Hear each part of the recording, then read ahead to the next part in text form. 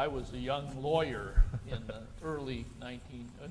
mid-1950s, and that was the hysteria of recognition of Red China and threat of Red China. Alan Dulles was the head of national security. He issued these mass subpoenas against the family associations, trying to get the family records of these family associations. There was just a great deal of fear in the Chinese community at that time. And we're sitting in the Phil Burton Federal Building now, but Phil Burton was a young, aspiring state legislator. He ran for assembly seat and was defeated by a dead assemblyman first time around. But he seized on that issue and condemned this mass subpoena.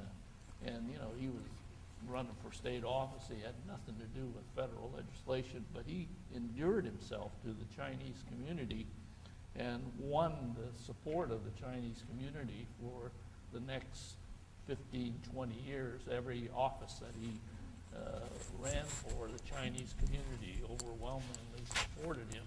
But it was a kind of a mid-1950s, another extension of fear, of subpoenas, of governmental intrusion on and an extension of the Chinese exclusion law.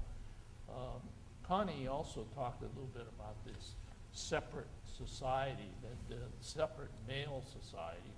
That was a part of the result of 1882, where all these Chinese laborers, almost all males, were stranded here for the next 30, 40, 50 years. And it created separate lives, broken dreams, and a society that was heavily male, engaged in gambling, engaged in Tong activities. It created a distorted society among the Chinese in San Francisco.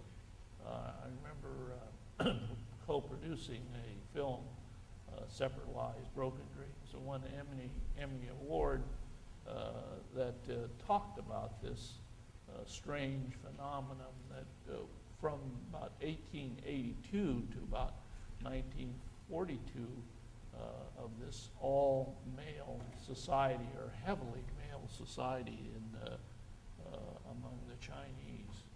Mm-hmm. Connie, did you want to follow up on what Harry's saying? Oh, well, only about Philip Burton, may I?